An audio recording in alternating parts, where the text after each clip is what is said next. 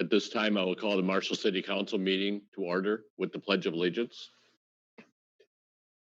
I pledge allegiance to the flag of the United States of America and to the republic for which it stands, one nation under God, indivisible, with liberty and justice for all.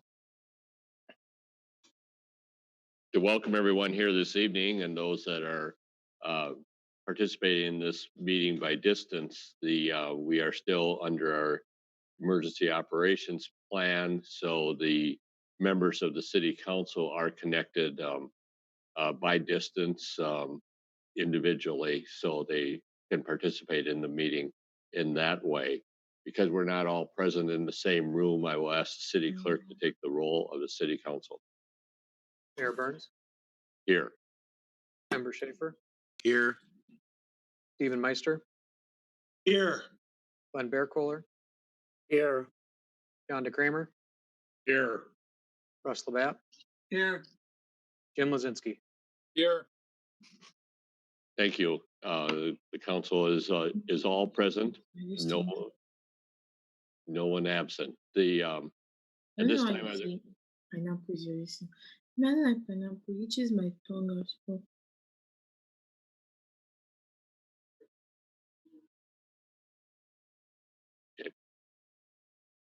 with that technical correction, we'll proceed. We have an agenda before us. Are there any additions or deletions to that agenda? If not, we'll operate under that agenda. The first item then would be a recognition of Glenn Olson, who is our Public Works Director, soon to be retiring.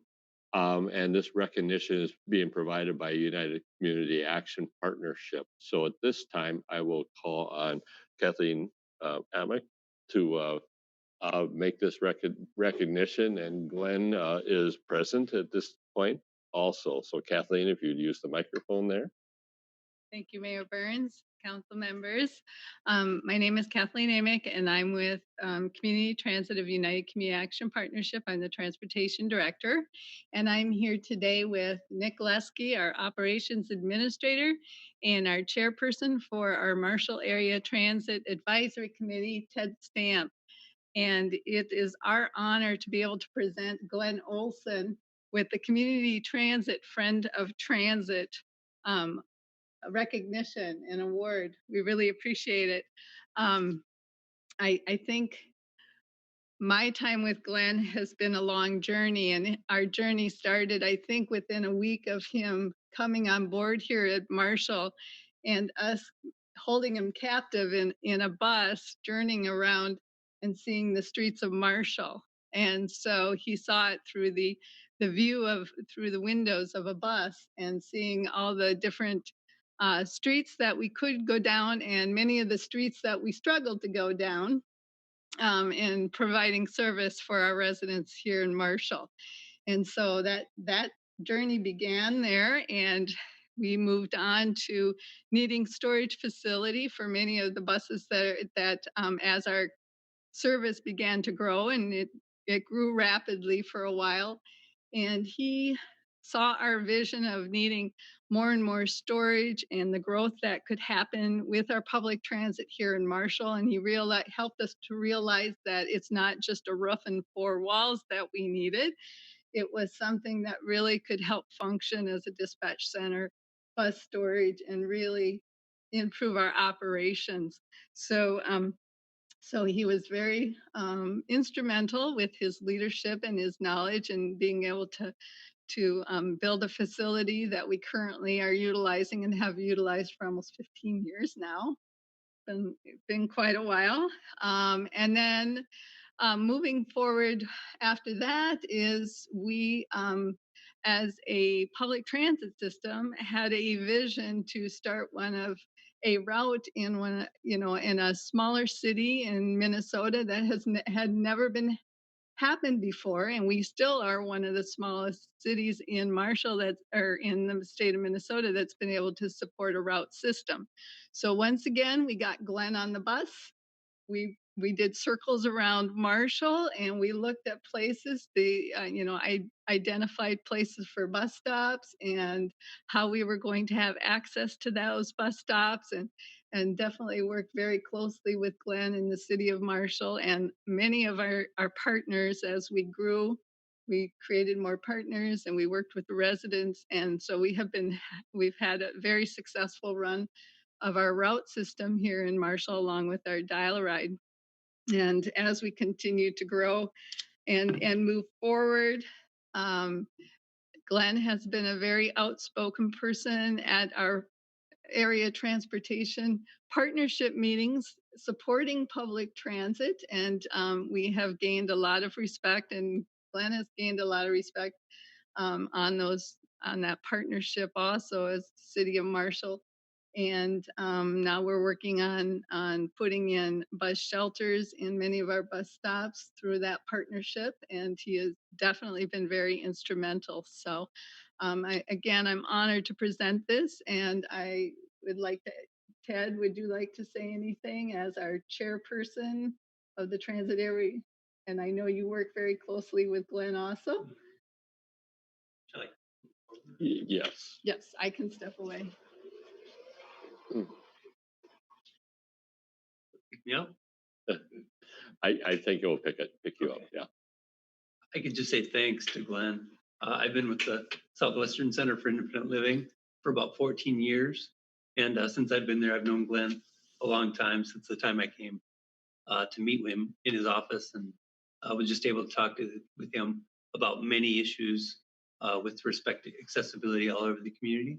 So I've appreciated your input and just being able to have someone that listens and hears out things that we can do to make things more accessible. And it's been good. So thank you. Thank you. And if you wanted to say Say a couple something. things, yeah.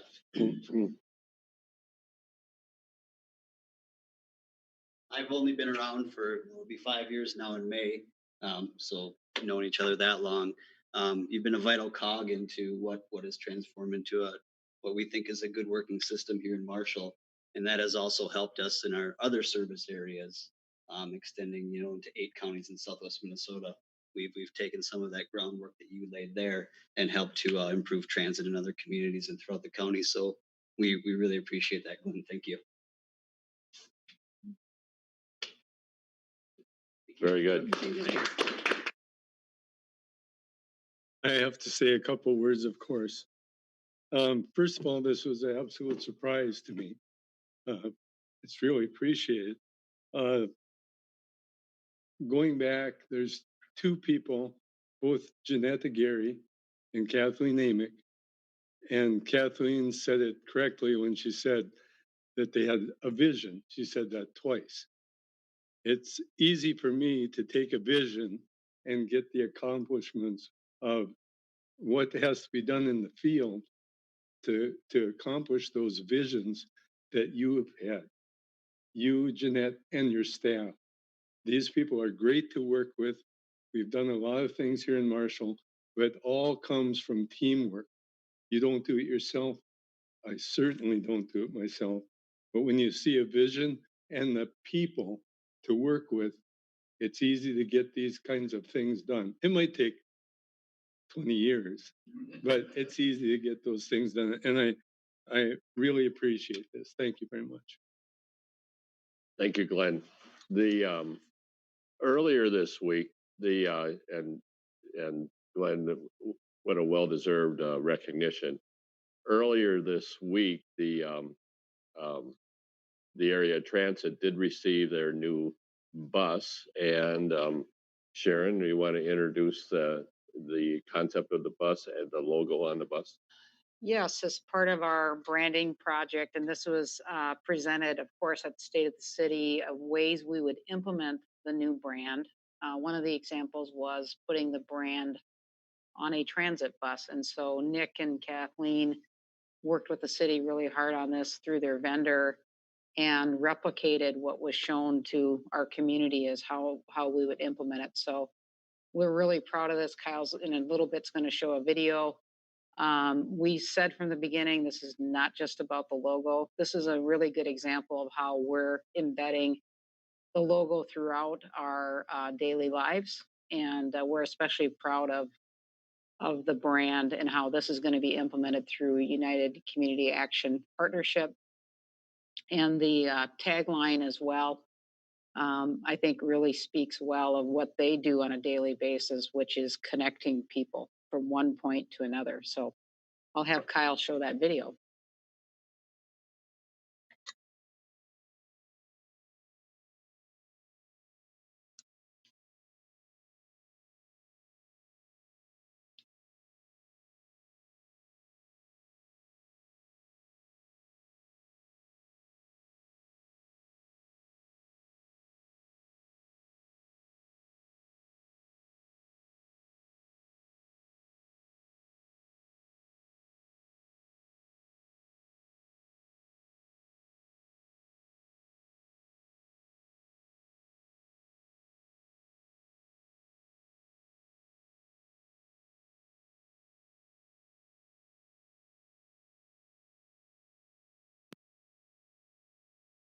I believe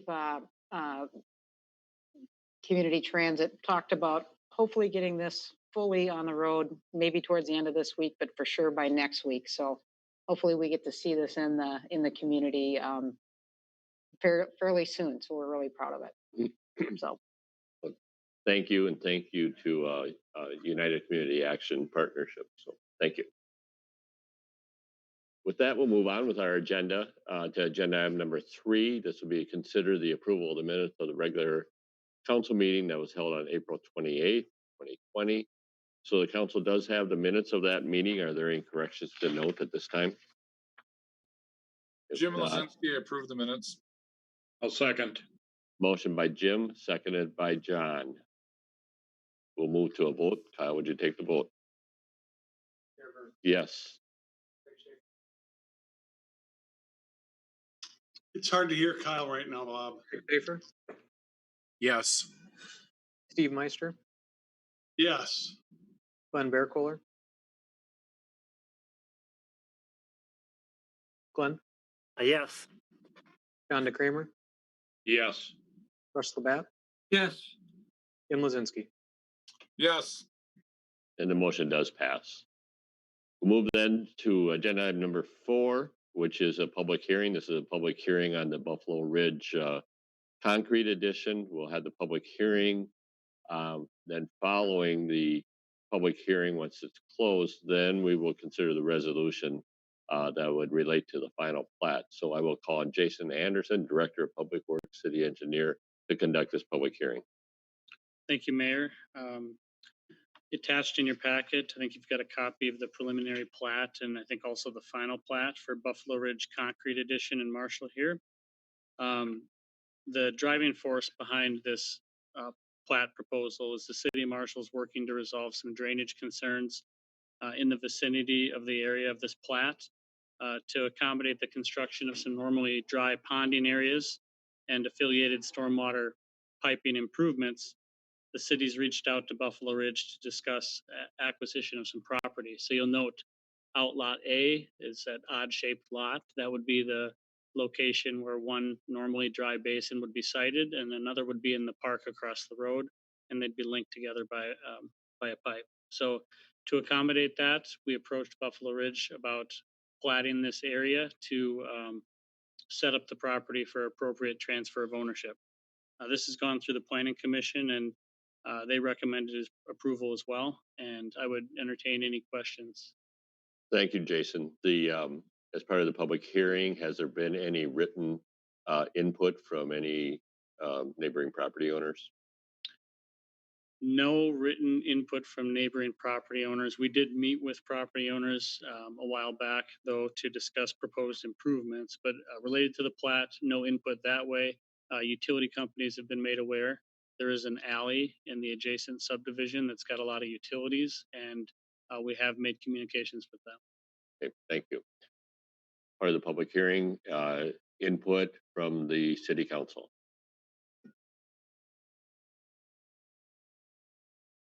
If there is no input, I will entertain a motion to close the public hearing. So move. Second. Motion by Craig, seconded by Steve. Discussion? If not, we'll move to a vote. Kyle? Mayor Burns, Yes? Craig Schaefer, Yes. Steve Meister, Yay. Glenn Kohler, Yes. Rhonda Kramer, Yes. Russ Labatt, Yes. Ken Lozinski. Yes. And the motion does pass. We'll now consider the resolution that would approve the final plat. Are there any questions about that resolution? Move approval. Second. Second. Motion by Craig, seconded by Jim. Discussion? If not, we'll move to a vote. Kyle? Mayor Burns, Yes? Craig Schaefer, Yes. Steve Meister, Yes. Glenn Kohler, Yes. Rhonda Kramer, Yes. Russ Labatt, Yes. Ken Lozinski. Yes. And the motion does pass. We'll move then to agenda item number 5. Agenda item number 5 would be to consider the bids for the demolition of the structure at 326 West Main Street. I believe there are 3 actions. Oh, there's 3 actions there. on The third action on agenda item number 4, which I skipped right by, is to consider the resolution that would approve the final plat for the Buffalo Ridge concrete addition. Are there any questions about that resolution? Go ahead. I move the resolution approving the plat. I'll second. Second. Motion by Craig, seconded by John. Discussion? If not, we'll move to a vote. Kyle? Mayor Burns, Yes. Craig Schaefer, Yes. Steve Meister, Yes. Glenn Kohler, Yes. Rhonda Kramer, Yes. Russ Labatt, Yes. Ken Lozinski. Yes. The motion passes. Thank you. Now we'll move to agenda item number 5, which is to consider the award of bid for the demolition of the structure at 326 West Main Street. With that, Sharon, are you going to start with this? I can. Glenn Olson prepared a request for bids on the demolition of the hotel. This is following council action to proceed. We did have a review of the bids initially at the April 8th City Hall Committee meeting. And I think there's a subsequent City Hall Committee meeting as well. And so I will let Glenn Olson go over the scenarios and the bid amounts. Thank you, Sharon. Glenn? Thank you, Sharon and Bob. The bids came in slightly higher than we would have liked to have seen. However, looking at the scope of the work and the amount of work and the type of work and the location of the work, and after discussing with other contractors, we believe that the bid was a good, solid bid. And I was asked to go back to the contractor and take a look at what might be some cost savings measures. I do have a listing of those that each of you has gotten that identify the value savings for those items. I also did discuss with the contractor any other potential cost saving measures that he could come up with. After discussion, he didn't have any significant ones other than if the city wanted to provide materials for the project, he could consider some cost savings there, but did not want to quantify what those would be at this time, if any. So the ones that are there for you are the 5 that were sent out. One was to delete some of the perimeter foundations. Another one was to delete the salvage of the ceramic tile. Another one to remove the water and sewer service to outside the hotel foundation. And that's only if we kept the existing foundation below the 2 feet below grade. The allowance for work in the sidewalk and alley that we put in as an allowance number of $10,000. They did indicate, however, that they would expect some work to be done in both the sidewalk side and the alley side. So it probably could not be the full $10,000 savings. And then the requirement to save the adjacent city wing wall, which if we take that building down, that wall comes out anyway and would be a negotiated deduct. So those are the things, and they came to, I don't know, about $27,000. And after review, I'm going to recommend that we go ahead with the full amount of the contract with any deducts that the city council would like to see. There are going to be some discussions as demolition goes along, specifically with the foundation and wall adjacent to the coffee shop. That is unknown of how that foundation is constructed or how the wall is constructed currently of the cafe. That portion of that wall might have to be salvaged to allow a wall to be there for the cafe, but only the part that's adjacent to the cafe. All the rest that can come down. A further discussion would be of the not removing the full foundation wall around the building. It has to come out adjacent to City Hall, all the way down, because of the type of construction that we will need for the east wall of City Hall. The rest of it, for $7,634 deduct, would cost, I believe, much more than that in the future if anyone would ever want to redevelop that lot. They would have to go down and take that foundation wall out anyway. So $7,600 now, or maybe nothing in the future, or maybe a lot more than that to take care of that wall. So I think I'm going to leave it at that. I'll take any questions, but I am recommending the entire amount at this time. Okay, we'll open up for questions from the council. Mr. Mayor? Yes, Craig. Yeah, I'm not in favor of leaving the footings in there. That's part of the reason why we've got problems with that City Hall side now. And if we're in there opening it up, I think as we can and still protect the cafe adjacent, I think that all that needs to come out and have a clean hole there. If we're opening that up, we need to take all that out. Other input from the council? Mr. Mayor. Oh, Steve, go ahead, Steve. Steve, and then Okay, thank you, Mr. Mayor. My question would be, statements from Mr. Olson were that we're not sure about the wall next to the cafe. Are there not blueprints or plans from that? No, there are not. And what, if not, why not? Oh, probably because they're from about 1914, and not even the property descriptions maybe match where the walls are. But wasn't the city hall that's there now built in 1968?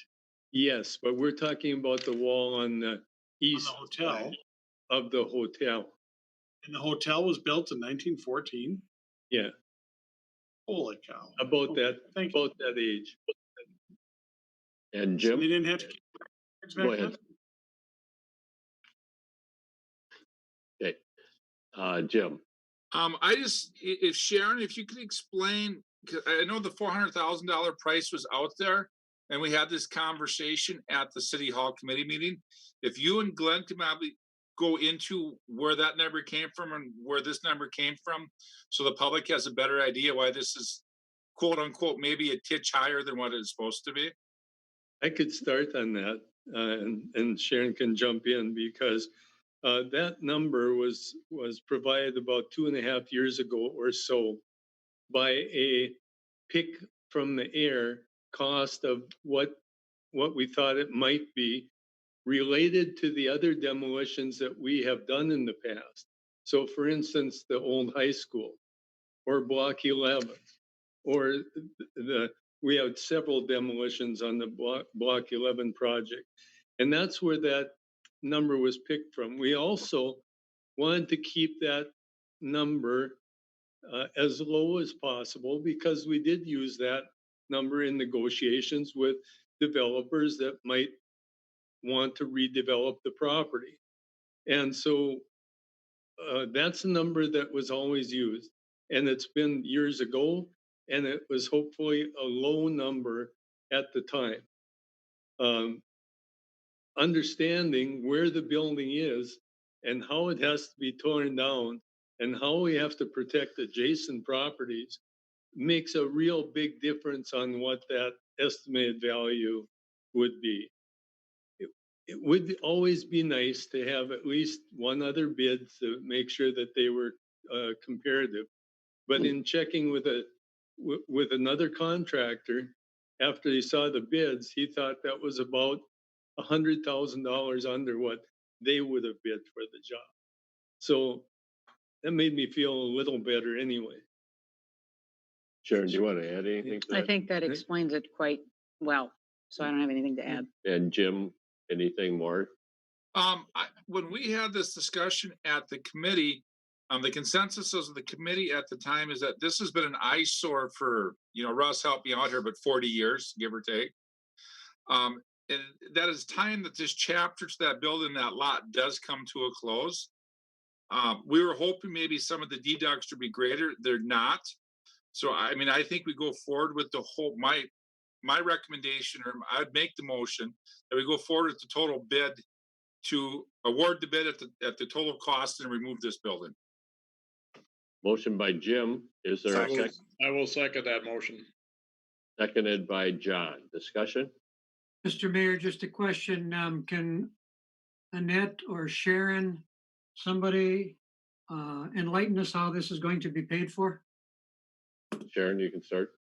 We have been discussing this for quite some time and using Springstead, now Baker Tilly, as an advisor because initially and throughout the development, even for the EDA incentive, we talked and discussed about using pooled TIF. There are some legal requirements to do that, so I will have Annette just kind of go over where she's at with that particular discussion. Okay, so Annette is from our finance department, Annette Storm. And you are muted, so.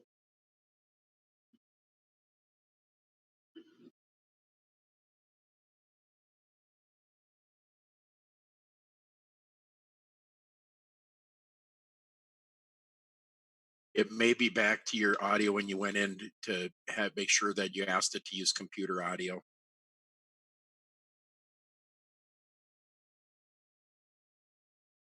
Can you hear me now?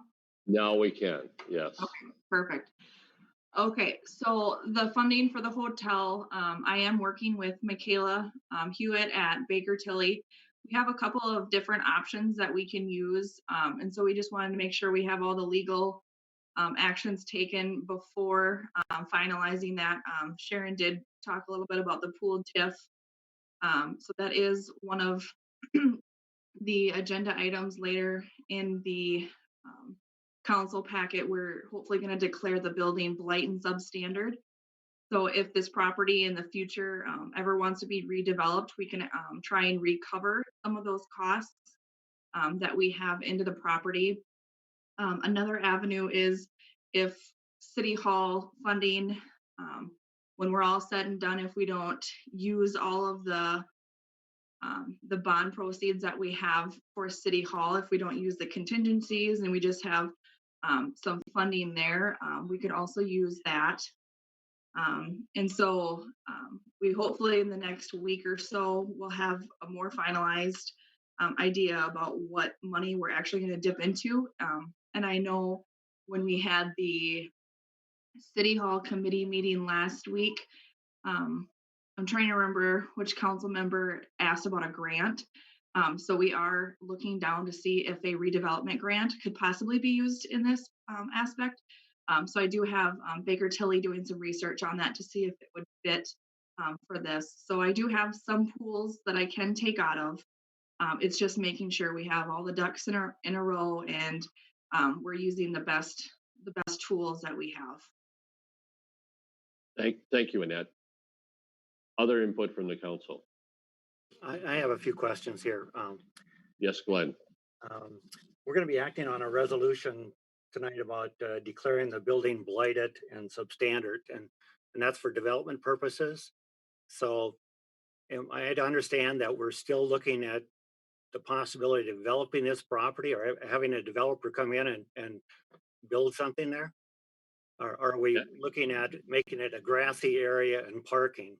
What are the future plans here? Go ahead, Annette, first. Yeah, I can speak a little bit to that. I believe right now the purpose is not to redevelop it, but we wanted to leave that revenue source open in case a few years down the road things change and maybe part of that empty lot wants to get developed by some developer and the city decides to do that. We just wanted to make sure that we have that option open long term. By having the blight and substandard declaration doesn't do it any harm. So we just wanted to make sure that we had all the options available going forward. Thank you, Annette. Glenn, anything more on that? Can you hear me now? Yes, we can. Can you hear me? Okay. Yes. We're talking about removing the foundation or not removing the foundation. And I'm wondering if we're going to make it a grassy area or put in some parking, would there be a need to remove that foundation of the old hotel? The answer to that would be for the amount of the cost of removing the whole thing at this time would be offset by a substantially higher price to remove it in the future should we decide to ever develop that front half of that property for commercial purposes. So that's the reason to take out the rest of the foundation. The price was reasonably inexpensive at this time to include it in the base bid. And Glenn, to add to that, we're dealing with in the city hall remodel now, a wall that was left in probably to save cost in 1964 or whatever from the 1914 building. So that's a good example of something that was left that is now causing problems over 100 years later. But that should have been removed in 1964. I'm correct in saying that, Mr. Olson, aren't I? That's correct, but it would have been very difficult at the time with the motel in that location to take even the city hall foundation out. Just two more comments here. One is we do need to remove the old hotel building in order to move forward with the city hall project. Is that correct? That is the preference for that wall to be constructed now to be weatherproof, and the type of wall it needs to be if we make that an open green space. Yes, that wall comes out rather than trying to build a wall from the inside of the building, tip it up, and have it weatherproof. So yes, Glenn, the answer is we would certainly want to take that wall and foundation out before we build the new foundation, new wall. So the job needs to be done now, and it's unlikely we're going to have lower estimates later if we wait. That is correct. Other discussion on the motion? Mr. Mayor, this is Russ again. I'm all in favor of tearing this building down because, like Councilman Lozinski said, it's been an eyesore for 40 plus years.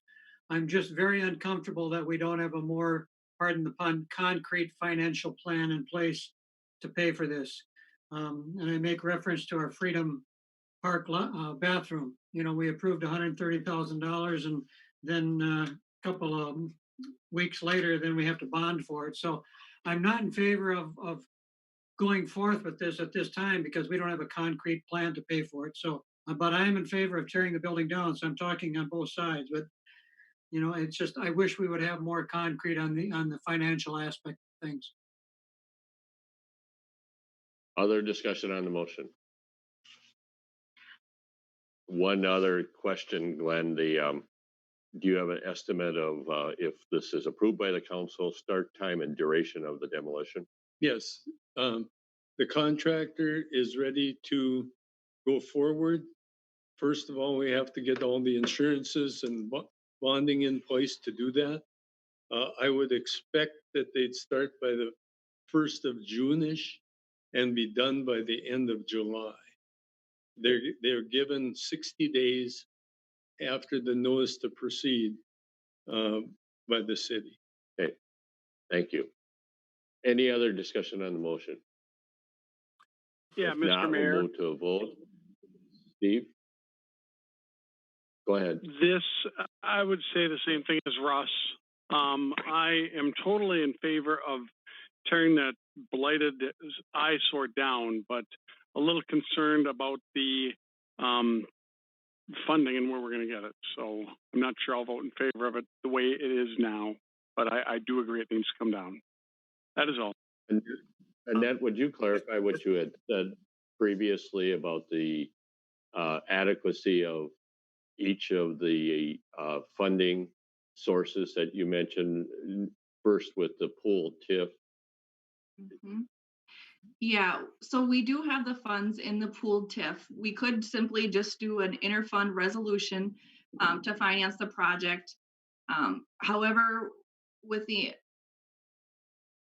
the intention of paying back the pooled TIF, we always want to explore other options to try and help minimize taking away the pooled TIF, as that money doesn't get replenished, especially with the older pre-90s district. So we do have the funding source. It's just we're trying to explore other avenues if they're possible. But we do have the funding. It's there. We're just trying to be creative in how we're using the pool TIF dollars. Okay, thank you for that clarification. And that one follow-up to that, the pooled TIF is approximately fund balance, approximately 3 million. That could be the, I don't have the exact numbers, but that could be just the balance of the TIF dollars. I'd have to look to see what the pre-90s district is, because they're not as restrictive as anything going newer than the 90s district. There's a lot more requirements as to what we can and can't use that for. Mr. Mayor, Yes, Glenn. I'm wondering, is time of the essence here where we need to meet or make the decision tonight, or could we wait for a future meeting where we have more information about the financing? Glenn, Glenn Olson, would you comment on that? Yes, time is of the essence. They're actually waiting for this decision tonight to start tomorrow with the actual design of the east wall of the city hall. That will make a lot of difference as to how not only that wall is designed, but the configuration of the air handling system in the, I'll call it the northeast corner of the building. It is important for that part of the wall and building to be removed so that we can start going forward with that wall design and construction. So time is of the essence. I would not recommend waiting 2 weeks, or we'll be reverting back to the original design. And we don't want to do that either. Thank you, Glenn. Any other discussion on the motion? I do have another question. Annette, with this pool TIF, you're virtually saying is we could tear this down without borrowing any money. I think that's the concern some of the council members have, that we could use the 520 some thousand out of the pool TIF, and that money is sitting in a bank, so we are not going farther in debt. That is correct. And we just have to do the housekeeping, probably the next few weeks, about getting the interfund resolution done, but we have 60 days from the first expenditure we make on the demolition. So we have plenty of time to get the legal side of things, but yes, we do have the funds sitting in an account ready to go. Thank you, Annette. Could Any I ask other one more discussion? question? Could I ask one Yes, more question? go ahead, Glenn. I'm wondering, we really don't have plans for a developer to come in and build a building on that property. Are we violating the spirit of the TIF money to use it for this purpose? Annette? I wouldn't think so, because that may be our intention today, but a year or two down the road, there could be a different circumstance where a developer wants to come in and only wants, a piece of the land. So I don't think we are at all. And we were advised by Baker Tilly that if we ever wanted to try and recover it with a redevelopment district, that we would have to go down this road. And so that's kind of the direction that we went. And I think your comment, Glenn, also really relates to, the fact that this is the pre-1992, is it? And pooled TIF. So it's not a TIF fund that is required for repayment of an expenditure like a project expenditure from a district. Sharon, anything to add? I was just going to state that, so. Okay. Other discussion on the motion? If not, we'll move to a vote. Kyle, would you take the roll? Mayor Burns, Yes. Craig Schaefer, Yes. Steve Meister, Yes. Glenn Kohler, Yes. John Kramer, Yes. Russ Labatt, No. Jim Lozinski. Yes. And that motion does pass. Thank you. Thank you, Glenn. We'll move then to the consent agenda. We'll bring the items up on the screen that are on the consent agenda this evening. And they include the wastewater treatment facilities improvement project. We have a payment application to Magni Construction and a payment invoice to Bolton and Ming. Also on the consent agenda is the approval to apply for grant funding for the Marshall Fire Department, as well as the bills and the project payments. Is there any item on the consent agenda any member of the council wants removed for separate discussion? If not, is there a motion to approve the items on the consent agenda? So move. So moved. Motion by Craig, seconded by Steve. Discussion? If not, we'll move to a vote. Kyle?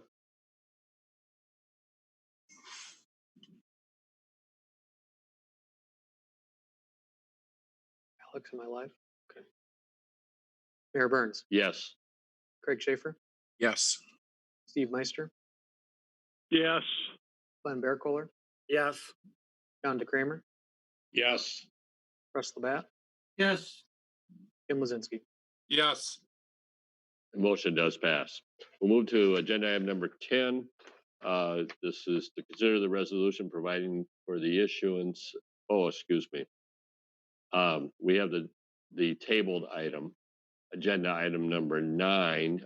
This was related to the ultra thin on wear course. I would first on Trunk Highway 68 related to the parking restriction. Is there a motion to remove this from the table? So move. Motion by Craig, seconded by Jim. Discussion. We'll do a voice vote on this one. All those in favor say aye. Aye. Aye. Opposed? The motion passes. Okay.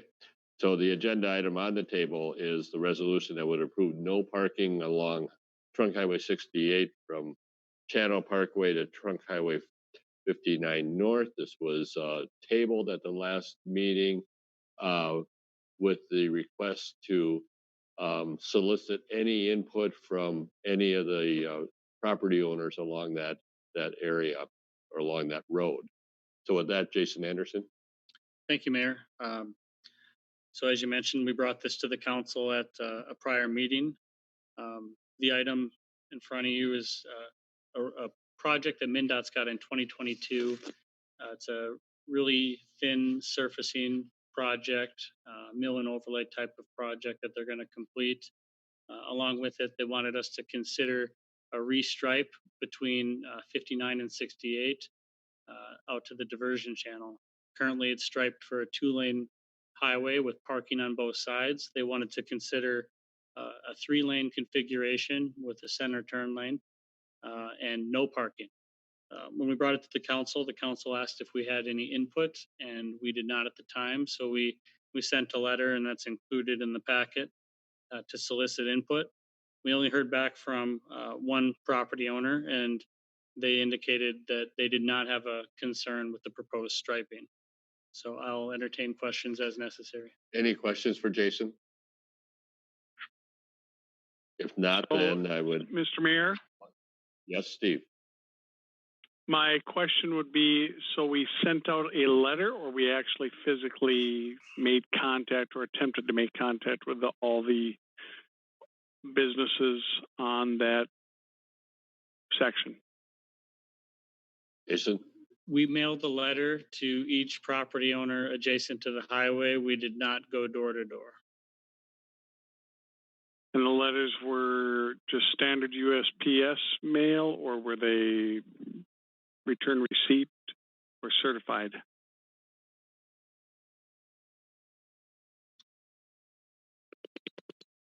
Hesitating for a moment because we might have sent them certified, but I'll just say standard at this point. If they're Any standard, that gives me pause, because then that means that they may not have gotten the mail, or they may not have checked it. I just want to consider that. It's not going to change my vote, but we need to consider that. Any other questions? I don't have a question. I just have some comments. I was Citizen Jim when this was done over on East Main Street. And I know at the time I opposed that on East Main Street. I would have to say it's actually worked out very well on East Main Street. It's hard to admit, but once in a while I'll say I was wrong. And I think it's actually made the flow of traffic down, it'd be South 59 there, much smoother than it was with the parking that was on the street before that. So at this time, I'll support this, and I'll make a motion that we approve it. Second. Motion by Jim is seconded by Craig. Discussion? I just want to state for the record that Mr. Lozinski admitted that he may have been wrong at one time. I made a note of it on my desk pad. Any other discussion? If not, we'll move to a vote. Kyle?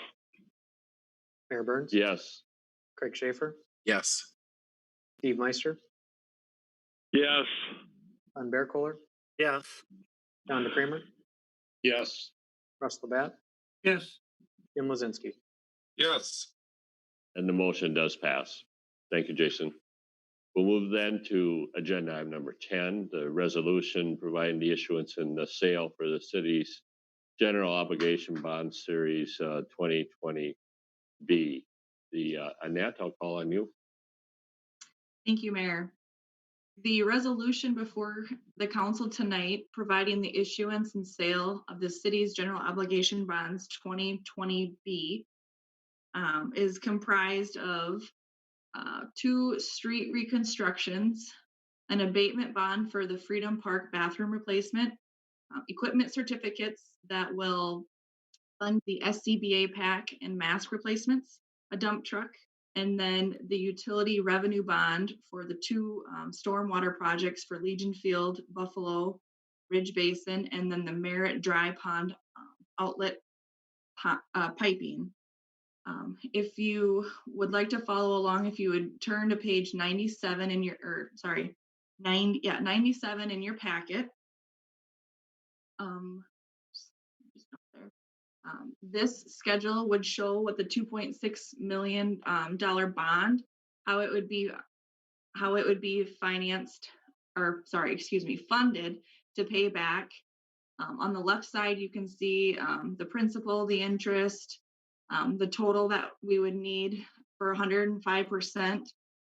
All the different funding sources. You've got the utility revenues, the abatement side, the assessments, surface water, and then on the very far right, you would see the anticipated levy. That is what's going to have the effect on next year's levy impact. So if you look, it's about an average of about 100,000 for the next 7 years, I think. 7 years, which would have a 1.4% impact on next year's levy. I do say that very hesitantly because not every single number that we have for the 2020 levy will be the same for next year. So it could have even less of an impact on the overall levy. On page 114 and 115, it just gives you a little bit of the timeline for the next for what actions will be taken for the 2020B. As you can see, May 12th, the city will consider the resolution authorizing the bond sale. And then council will, if it is approved, the next time council will see this will be on June 9th. And that is when we will have our bids that the council will then take action on awarding, hopefully, the bids at that time with July 9th receipt of bond proceeds. I do also have Terry Heaton with Baker Tilly. They are our municipal advisors, also on the line to help with any questions that I maybe can't answer. And she's been a great help so far. Okay, thank you, Annette. We'll open it up for any questions that council may have. Mr. Mayor. Jim? Oh, go ahead, Steve. Steve, and then Jim. So we had in previous discussions, maybe a long time ago, Sharon had discussed that, and several council members had discussed about bonding for vehicles. And I know a dump truck is a fairly significant purchase. It's not your typical car or cruiser, but it's still a vehicle. And these bonds are for 10 years, it looks like. So I just want to get the opinion of staff on bonding for something that's going to depreciate well before that 10-year cycle, and get the opinions on that. Thank you. Can I just comment a little bit on the financing of this? And Terry can comment as well on why you want to do this over a longer period rather than a purchase up front. But let me just kind of go back overall on some of these items, like the Freedom Park bathroom, the dump truck. If you look at the initial amount, one would argue, why are you borrowing? Why do you need to bond for something that you could literally finance it really yourself through a levy process, which we in effect kind of do through bonding, but you pay interest and you pay fees. The issue that we face on a yearly basis is that we bump up against other budget levy requests, and we have to create room. And for the 130,000 or the 158, you spread that over 10 years. It's not a lot, but you got to add those together. And sooner or later, 10,000 or 15,000 here or there, and you have several of those, and you're talking real money. And even then, for some of this in comparison to the whole levy of 7 million, you could argue it's not a lot. But what generally the public does, and unfortunately for our council, this is what you have to face when you set the budget and the levy. They don't look at dollars. They don't look at the amount. They look at percentage. And so we as a staff kind of take that into effect too. So again, 10 to 15,000 here or there isn't a lot of money, but you start adding it up, it becomes 0.5%, 1%, and you start hearing from the council about targets on budget and levy. And typically it's not total money, it's percent. We want to be 3% or less. We want to be 2% or less. So part of this is it's not a shell game. It is really to make it fit into the levy and the budget to reach your goal. These are needed items. We originally did not anticipate having the SCBA pack in here.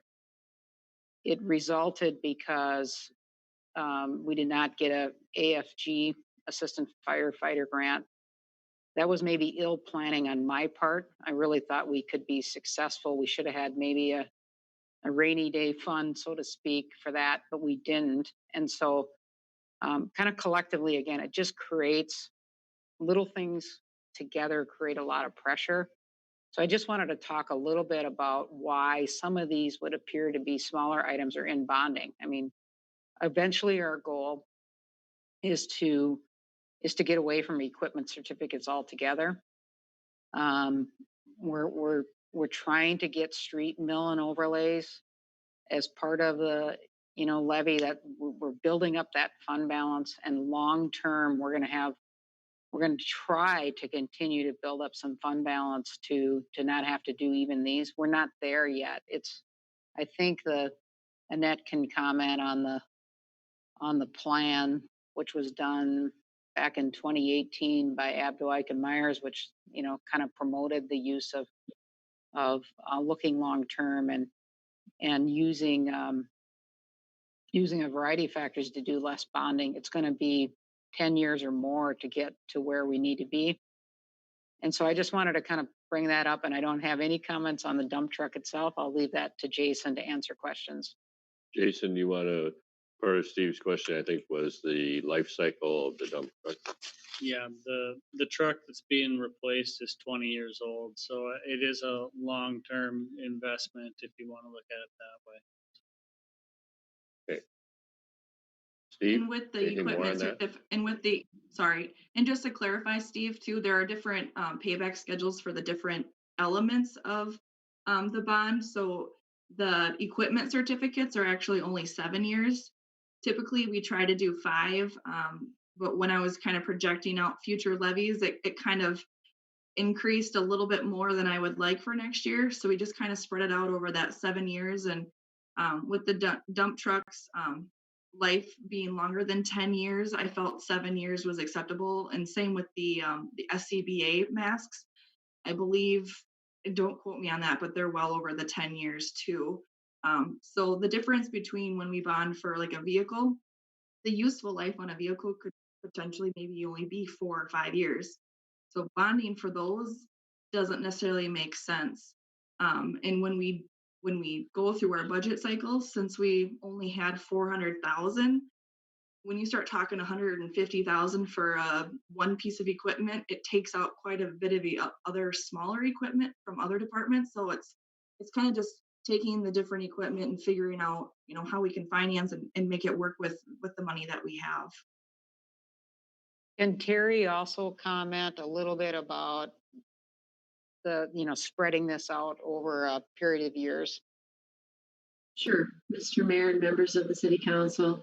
When it comes to bonding, I think that we've been careful about, each of these have a term that has to do with a separate revenue stream that the staff identified.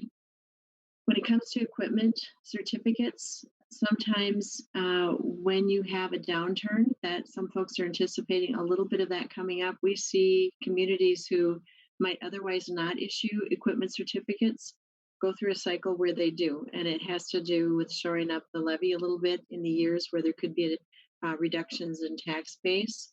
So rather than paying for everything today, it gives them that opportunity. In addition to that, it's called the matching principle, and I know a couple of you are accountants on the or teach accounting on the City Council, so I'm preaching to the choir. But it's the billing and charging the people who are benefiting from different services over time instead of a one lump sum cash. Being able to spread it out over time, if something is going to be used for 10 or 15 years, to spread out the cost over time. In addition to helping with tight budgets, it gives you the opportunity to charge the people who will benefit from this improvement during the time that it's being used. I should note that the life cycle, the average life on this bond issue is 4.5 years. We do a test internally for assets.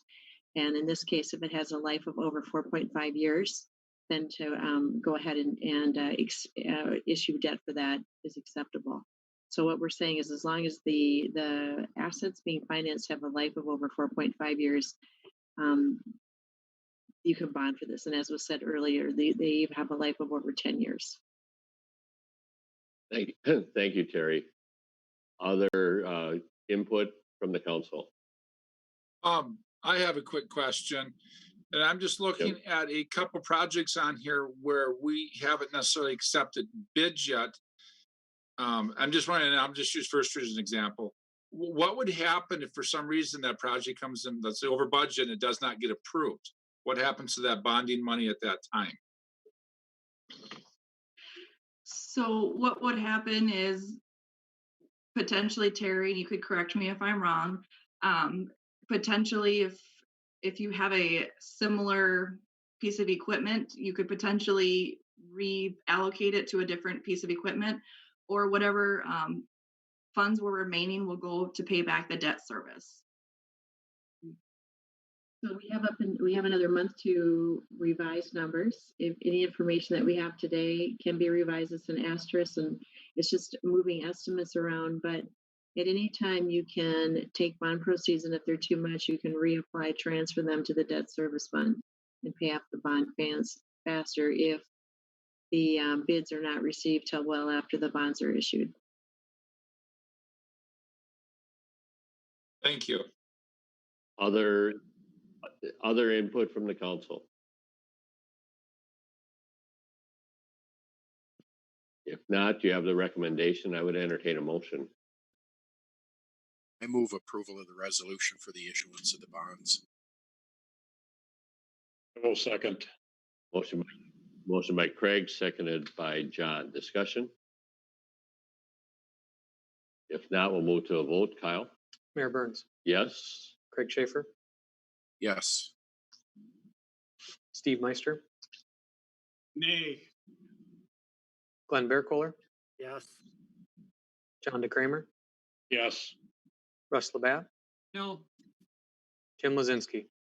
No. There's 4 in affirmative and 3 opposed, so that motion does pass. We'll move then to agenda item number 11. This was actually referred to in an earlier agenda item. This is the resolution declaring the blighted and substandard for the building that was will be demolished on Main Street.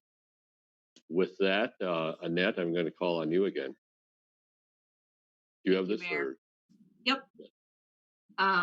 So as we had previously discussed, by declaring the hotel next to City Hall blight and substandard, it keeps a door open for us for future funding for trying to recover costs that have gone into acquiring the building, which we had already done this previously for the TIF side, but also by declaring it blight and substandard, we just keep one door open that potentially, if it gets used one day, it's great. If not, then we just want to make sure we have everything in place. Thank you, Annette. Questions for Annette? If not, is there a motion? So moved. I'll make that motion. Before that, I think Glenn, let me recognize Glenn Kohler. You wanted to make a comment before that motion, right? Yeah, I just wanted to clarify what's going on here. Basically, the resolution is saying that the building is structurally substandard, and then we need to do that in case we use it for TIF purposes in the future. But tonight's action is not that we're going to establish it as a TIF district. Is that right? We're not taking that formal action That tonight. is correct. No, nope. If we do that in the future, what's that? If we do that in the future, the city council would act on establishing it as a TIF district in the future then, correct? We would have to take formal action in the future. Okay, thank you. Yes, and there would be public hearings and everything. Yep.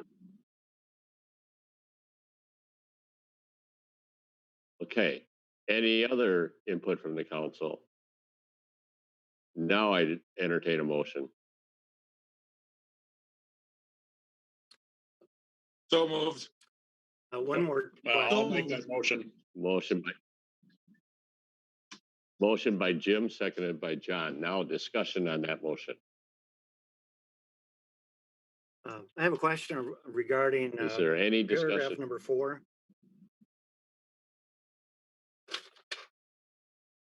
Mayor, Mr. Mayor? Yep, yeah, go Can you ahead. hear me? We're just bringing it up on the screen. Yes, we can hear you. Okay. I What had a is your question question? regarding paragraph number 4. On the resolution? That's correct. And what is your question?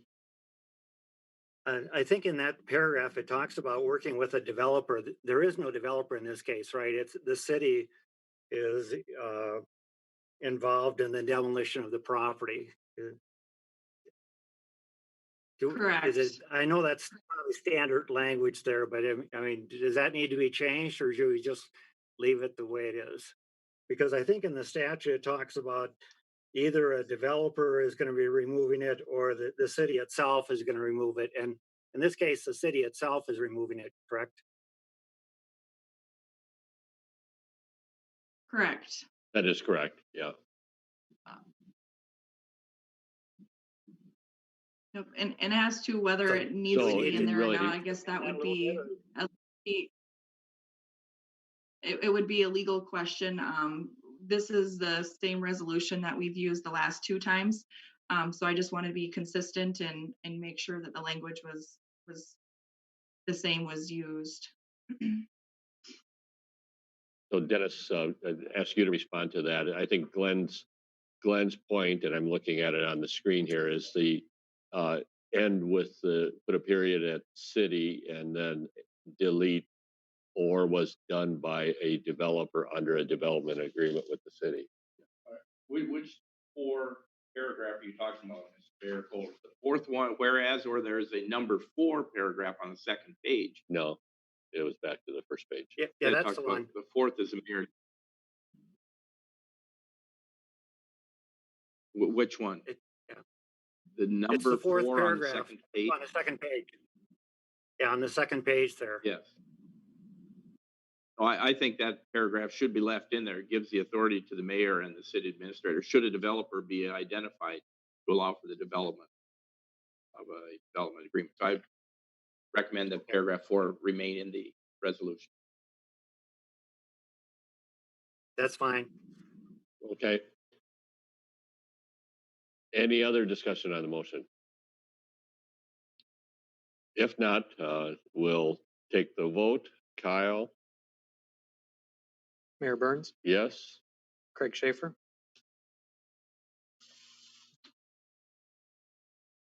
Yes. Steve Meister, Yes. Glenn Kohler, Yes. John Kramer, Yes. Russ Labatt, Yes. Jim Lozinski. Yes. And that motion does pass. So we'll move on to agenda item number 12. This is a review of the 2020 on-sale liquor license fees. I'll turn to Kyle in a second here.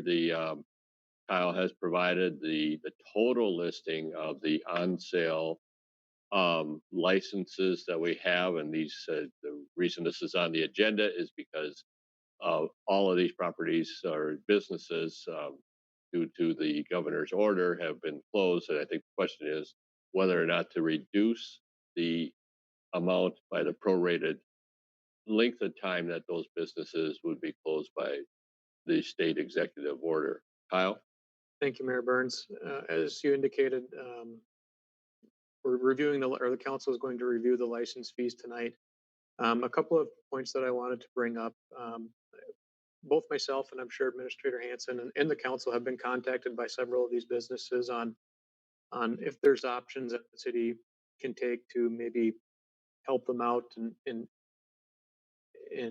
this case, maybe a proration or reduction in license fees. So 2 points I wanted to bring up is this if we're with our on sale intoxicating liquor license fees, they have the option, licensees have the option to pay that in two portions. A majority of our license holders do pay the full amount before January 1st. But there are some that do prorate or do make that second payment in June by June 1st of the license year. So that $3,000 amount can be split. And the reason I bring that up is that we are being contacted by a couple of different license holders, and if they, I guess they're nervous. They're a little worried on making the payments on time, and if there's going to be any repercussions from the city. Further in the ordinance, it does state that the city has the authority to revoke or suspend that license, as they would be in violation of the ordinance. So really kind of just wanted to bring a conversation to the council tonight and let you make a decision or on what you think we should do. So I'm not sure if I'm comfortable making a recommendation because this really is a council action, a council item, but I just want to bring that to your attention. Okay, thank you, Kyle. Do you have anything you wanted to add, Sharon? Otherwise, we'll Well, just have maybe discussion just a of the couple council. questions. The restaurant order of only doing takeout occurred on March 17th. Is that when that started? It's March 17th at 6 o'clock Okay. p.m. And then I'm probably jumping ahead, but is the Brow Brothers license a little bit different than some of the other licenses as well? Yep, correct. They have a brewery license, a tap room license. They are not, I did not have them on fiscal impact. You can see is just our on sale. Brown Brothers would not be, it's a different license. Yeah. Yeah. So we know that starting March 17th, these businesses that had a license could not operate under that license because they were closed. We don't know the end date at this point. Except for they were allowed to do curbside alcohol on April 28th.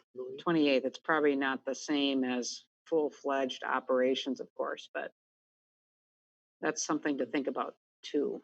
Yeah, I would view that as probably a fairly minor part of their business plan. In some Yeah. cases, it was an inventory reduction. So, but let's Mayor? open up for discussion.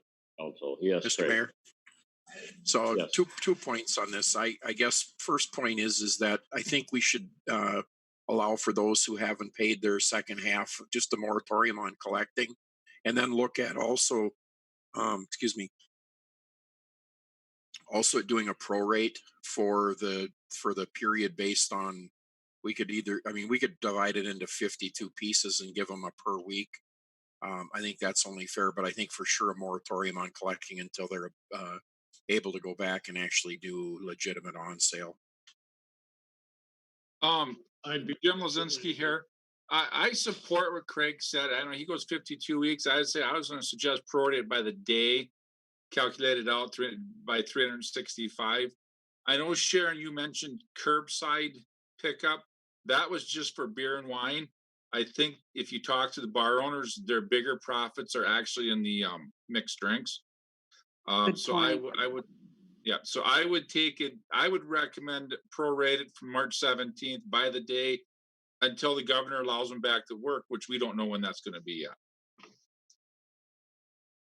And I'd even make that a motion. Before we go to the motion, input from others. John, you had your light on. The question was whether we have had some that paid at the first of the year the full amount, and then others that are half due in 1st of July. So the 1st of July probably are fairly easy. We can prorate up into whatever, and for they're not allowed to sell yet at the 1st of July, just to postpone that until they are released. But the ones that are, from January 1st, is it feasible to refund at the end of this, or would it be better to just prorate it on next year's permit? Just a question. I'll see what suggestions. I would recommend refunding it because they're gonna need the money this year, probably more than they're gonna need it next year. And then we just kind of clear up the books and it's taken care of. I agree with that. Yes, Jim. Mr. Mayor, I mean, to looking at a credit per day, is that gonna cause a bookkeeping nightmare for city staff? Can we make it easier and just prorate the credit and say, hey, we're gonna give you a credit by the month? And whatever that case may be, I mean, if it's a monthly credit is probably better off than trying to keep track of it by the day. We would have no issues doing it by day. That would be very easy. And the refund versus next year, I mean, a refund would be essentially maybe taking it out of reserves for 2020, but we also don't know what our expenses and revenue will end up at the end of 2020. But so I don't have an opinion on that, but the day calculation would not be an issue. So I think the suggestions that have been thrown out would be for those who pay twice per year to put a moratorium on their second payment until the open date is known, and for the first half payment as well as the total year payments that would be reimbursed prorated for the time that they were closed governed by the executive order for that duration of that, and that reimbursement would be calculated by the day and reimbursed once that business then is back operating. Am I summarizing the input? Okay. Any other? Jim, I think you made that a motion, didn't you? What Mayor just said? Yes, I'll make that a motion. Okay, motion by Jim. Is there a second? Second. Seconded by Steve. Discussion? I think it's a good thing that we're doing this. Any other discussion? If not, we'll move to the vote. Kyle? Mayor Burns, Yes? Craig Schaefer, Yes. Steve Meister, Yes. Von Kohler, Yes. Rhonda Kramer, Yes. Russ Labatt, Yes. Jim Lozinski. Yes. And the motion does pass. So we will now move to agenda item number 13, the introduction of the ordinance of landscaping and storage, and call for a public hearing. Pardon me? Oh, okay. Joining us by Zoom is Ilya. I didn't see you there. So Ilya, do you want to introduce this? And again, the action would be introduction and calling for the hearing. Ilya? Yes, yes. Thank you, Mayor Council. This is a change in two ordinances, landscaping and storage. These changes are mostly technical in nature. We have to accommodate for having now a Scdp policy and also introduce a new interim use permit allowable for various actions. So there's nothing serious. It's, as I said, mostly technical in nature, some coordination and some terminology, nothing significant. Planning Commission looked at that and recommended approval, and so did the Legislation and Ordinance Committee. So the recommendation is to introduce and call for public hearing. Thank you, Ilya. Question on procedure. I think because just of the heat that we took last time when we updated this ordinance, and I'd really like to see this where people can come in and we can have this public hearing in person. What would be the procedure for tabling when we don't know that we can pull it off the table in a given period of time? Dennis? Well, yeah, generally when we table, you have to table till the next time we convene or to a date specific. And we don't know when a date specific will be, when we might be able to gather as a community. But if the public hearing was opened, you can continue that public hearing for similar to what we did with our Board of Equalization Review, where it was continued for 6 weeks, actually. We could do that. Yeah. Call for a Mr. Mayor? specific time. Yes, Steve. Would there Or- also be any prohibition of we table it tonight, next meeting, we table it again, so on and so forth? Well, that would be an option. Yes, serial tabling, yes. Okay. Yeah. I would move that we table this. I'll Motion by second Craig, that. seconded by Jim. Discussion. The motion on the table is the table. I would just like to agree with Craig. We formed a committee when Sharon first got hired. This was part of that committee discussion, the building, I don't know what that committee was called. So I'd really like to get the public involved so they don't think we're trying to slide something through during our Zoom meetings. I think Craig's suggestion is a very good one. I wonder who came up with it. Jason, you have a comment you want to make? Yeah, I do. So is there any specific language in here that gives anyone on the council pause? As Ilya mentioned, this is really minor language changes to make room for interim use permits that were added, things like that. Making sure that we don't have maybe incongruent language with the tree policy, which is already in place. Really minor items. And if there's specific things that we can talk about, I would suggest we do that. And another suggestion I would have is there a specific committee that we need to reconvene to gather information or input? Because we'd like to know that too, to satisfy concerns. This isn't staff sliding anything through by any means. Okay. So if there are any specific, then go ahead, Jim. Oh, I just think we had so much pushback on this, and I know it comes up again. The retaining walls placed in easements. I mean, who knows what a retaining wall is? I think that should be addressed. The garden issue, I don't know if that was touched on here. I read it was redlined in the other one I had. I think that may come up, and I just think it's good to do this when the public can come together, because this is still a very contentious ordinance in Marshall. People still bring it up. So I think it's just a good idea to get the public involved and let them know that we're looking at this and that they can be involved. Okay.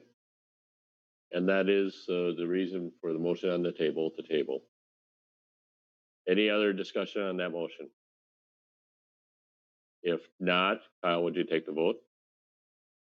Mayor Burns, Yes. Craig Schaefer, Yes. Steve Meister, Yes. Glenn Kohler, Yes. John Kramer, Yes. Russ Labatt, Yes. Jim Lozinski. Yes. And the motion does pass. Agenda item number 14 is also an introduction of an ordinance that would amend the yard modifications, accessory buildings, and the accessory equipment. I'm going to make the assumption that the council would like to treat this similarly as the last agenda item. Yes, and I'd make the motion to table it. Second. Motion by Jim, seconded by Craig. Discussion? If not, Kyle? Mayor Burns, Yes. Craig Schaefer, Yes. Steve Meister, Yes. Glenn Kohler, Yes. John Kramer, Yes. Russ Labatt, Yes. Jim Lozinski. Yes. And the motion does pass. We'll move then to agenda item number 15, the application for exempt permit for the SMSU Foundation for an event January 29th, 2021. Are there any questions about this? Otherwise, I'd entertain a motion. So move. No second. Motion by Craig, seconded by John. Discussion? If not, Kyle? Mayor Burns, Yes. Craig Schaefer, Yes. Steve Meister, Yes. Glenn Kohler, Abstain. Rhonda Kramer, Yes. Russ Labatt, Yes. Jim Lozinski. Yes. And motion passes. Agenda item number 16, the acknowledgement of a closed meeting for labor negotiation strategy. There was a closed session that was held at 4:00 p.m. And it went till nearly 5:00 p.m. Earlier today. The entire council did participate in that, and it was closed session, and it was recorded. Sharon, anything additional, or Dennis, anything additional that needs to be said? Okay. With that, then we'll move to Commission Board Liaison Report. From my part, the Southwest Regional Development Commission meets on Thursday of this week. The Fire Relief Fund has not met since we last met. So, Craig? Thank you, Mr. Mayor.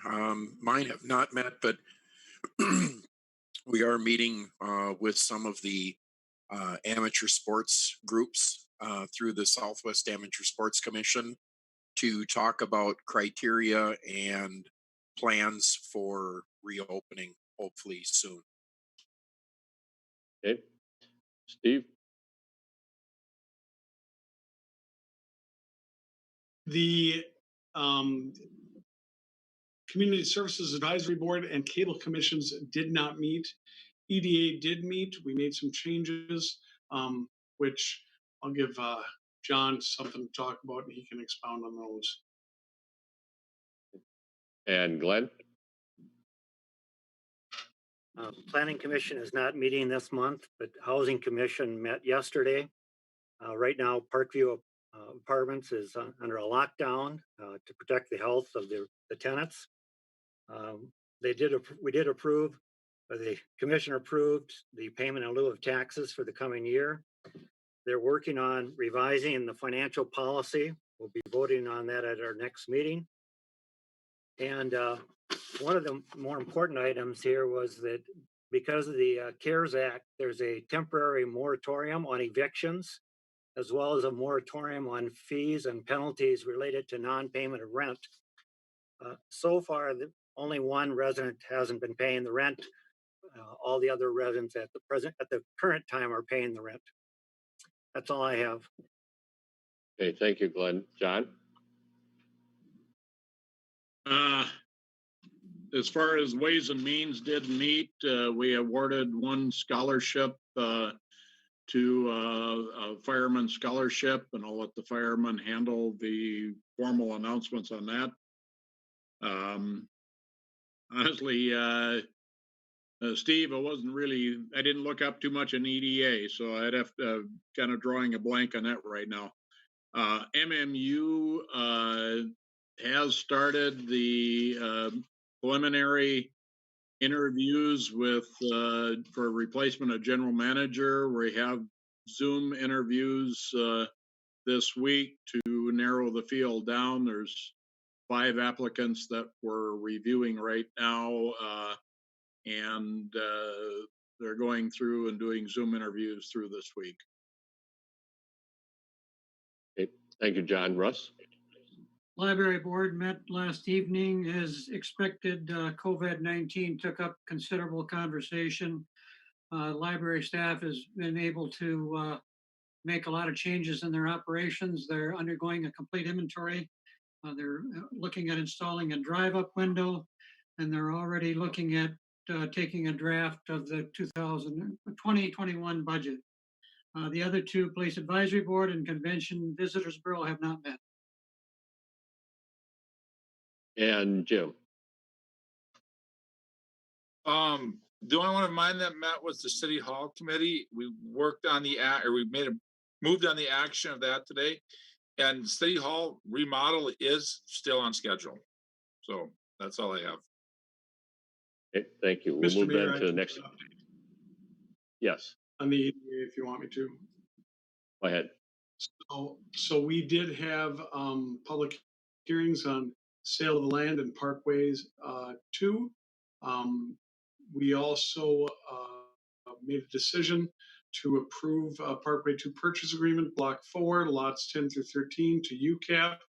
There was an approval of a $16,000 loan to a local business under some of our other programs.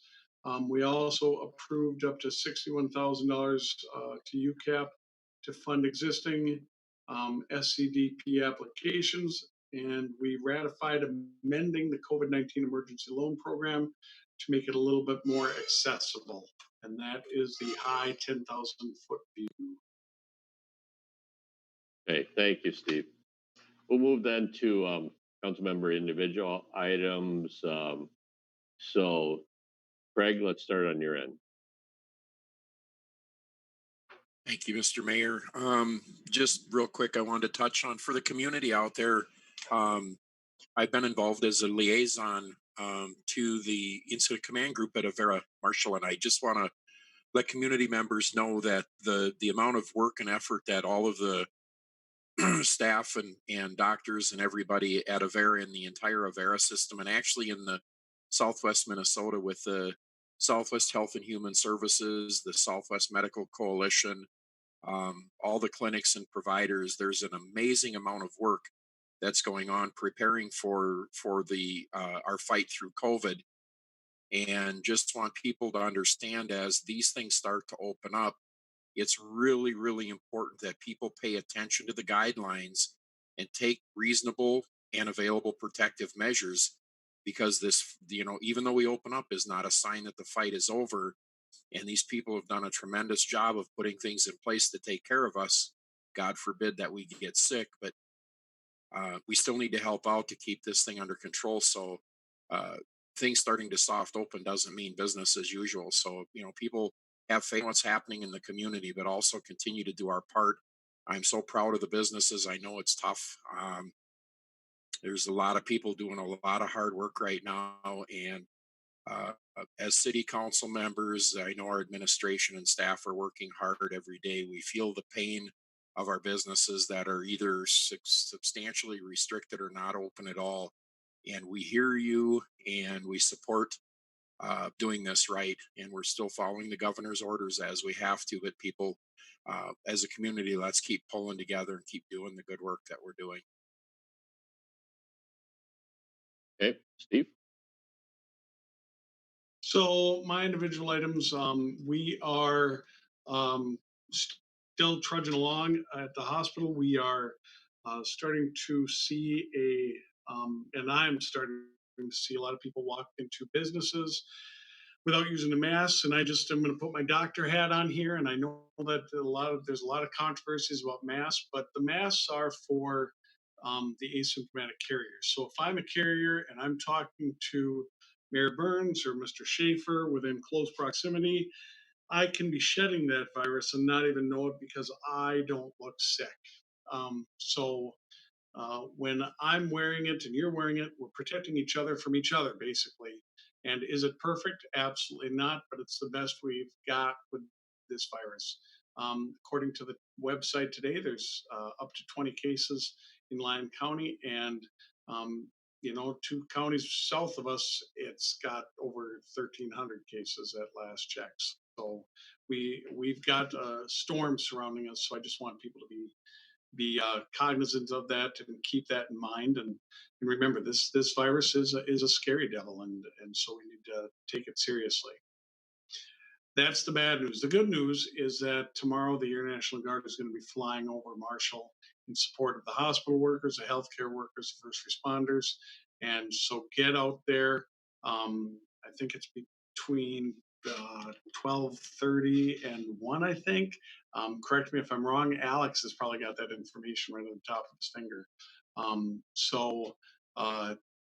We can look at that, but look for 2 C-130s, weather permitting, obviously, flying over, and that's going to be kind of a fun thing. So get out there and give the love back to our airmen, soldiers, sailors, Marines who fight and give their lives on the line as they honor those of us who are now putting our lives on the line. Thank you, Steve. Glenn? I have nothing to add. John?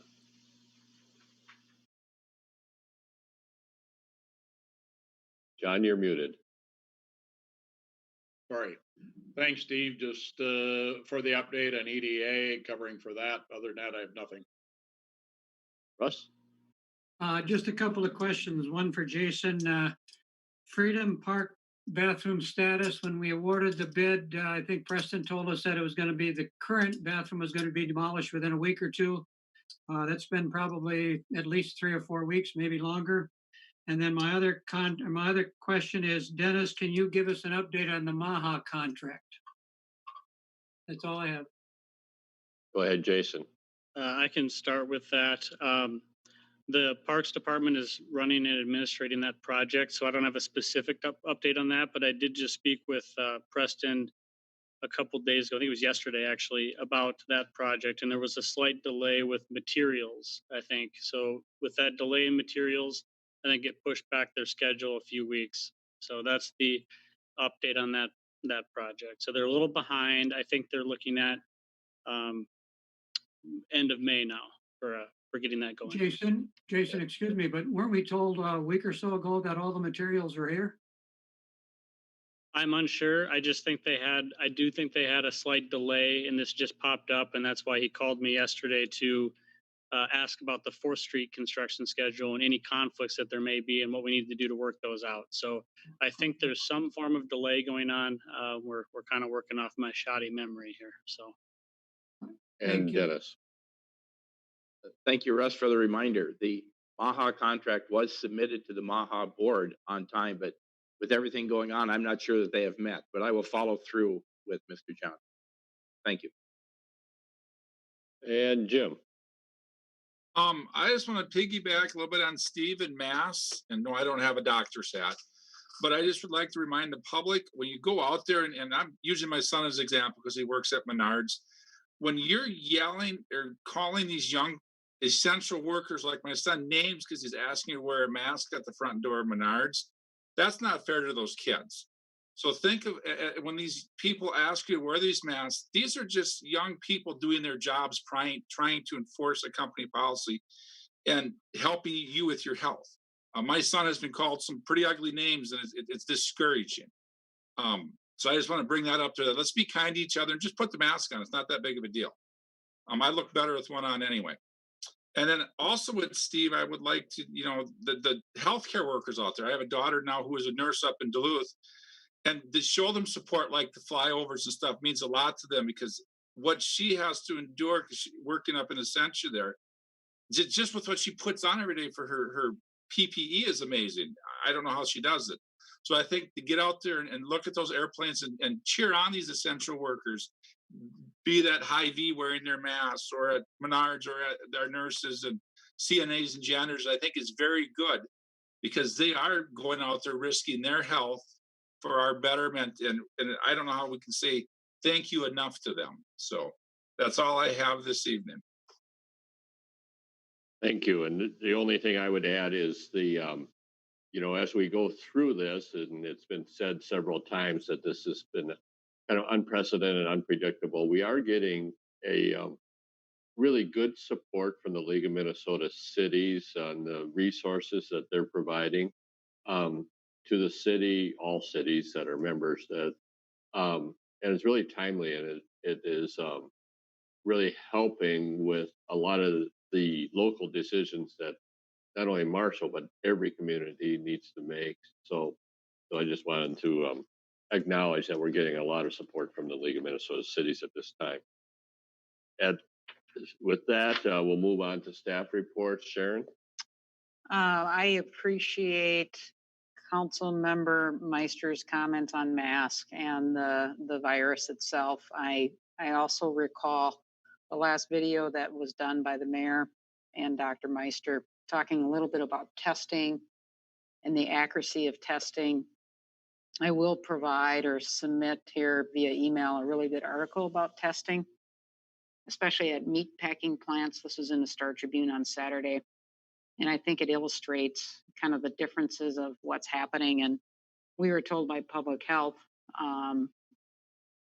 for some specific industries here in Marshall that the testing was not going to be similar to Nobles County. So the number of cases that you see maybe they won't be the same as Nobles County or the uptick. Regardless, asymptomatic, there's a lot of that being shown with some of the more widespread testing, and so the number of positives is, I don't know, it just doesn't give really a true picture. I don't think for any county, although I know people want to have some kind of data that they can look at. So I just wanted to kind of mention a little bit about the testing. It's my understanding that at this time for our industries in Marshall, that they won't be similar to Nobles in terms of testing. If that changes, hopefully public health will let us know. And that's all I had, Mr. Mayor. Okay, thank you, Sharon. Jason? I'll just give a brief update on the status of our construction projects. The mill and overlay project should be starting fairly soon. I think sometime around the end of the month. We have a pre-construction meeting tomorrow where we'll learn a little more, but I think we'll start to see some motion out of that project soon. You've probably heard or noticed activity on South 4th Street. The gas company has mobilized in to relocate some of their facilities to get out in front of our construction project there, which kind of transitions me into another item. As part of their relocation, they've asked to locate a regulator facility that they currently have in the right-of-way on the east side of the road by the church onto the west side of the road on some City of Marshall owned property. There's a triangular lot just south of Camden Drive, if you can picture that area. There's existing infrastructure on that lot right now, and we're proposing to position them in line and around some other existing facilities. They are working on an easement for that, but I suspect that they'll be installing that facility prior to us being able to come back to the council with that easement in hand. So I just kind of want to make the council aware of that and make sure that there's no concerns ahead of time, because we'll likely have to try to work with them to get it cited before I can get back to you. So if there's any concerns or questions about that, I'll take those, but that's my update. Does anyone view any concerns with that? Okay. If there is any other follow-up, then council members could probably contact you individually. Yep. And then this is probably managed by the Parks Department, but the construction on the flood damage that happened on the bike trail underneath the railroad track, that the preparation has begun, and and that was a contract that was awarded late last summer. Correct. And our street department coordinated some efforts with them to do a little removal work and prepare for some concrete paving to occur through the parks budget, like you mentioned. So, yes, that's correct. Good. Thank you. Any questions for Jason? If not, Dennis? Thank you, Mayor and Council. I need to follow up on the EDA. Parkway 2 lots there. Let's see. We closed on one today, sold one to individual purchaser out there. Then we've approved the sale of 4 lots to UCAP, and we were notified that another purchase agreement has come in. So there's another private sale that'll be approved shortly. Then working with the engineering department with your approval of the Legion Field plat tonight, that'll allow us to move to the second step, which is to acquire the parcel A property where the dry pond will be constructed. And then we also are working with two adjoining neighbors on the other side. Will need easements from them for the construction of the pipe to carry the water across the road to the next dry pond. And also have approved for MMU an operating and management agreement regarding the fact that Marshall will take over the operation and maintenance at the Marshall Wind Farm, south and west of town. And that's in conjunction with MRES, our energy provider out of Sioux Falls. Okay, thank you, Dennis. With that, we'll move to the remaining items on the agenda, and they include the administrative brief that was there for your information, as well as the information items, including the building permits and the listing of the upcoming meetings. Is there any questions on any of those items? If not, I would bring us then to the final item to consider adjourning this meeting. Is there a So motion? moved. Motion Mayor. by Jim, Second. seconded by John. Discussion? If not, we'll go voice vote on this. All in favor, say aye. Aye. Aye. Opposed? Motion passes. We're adjourned.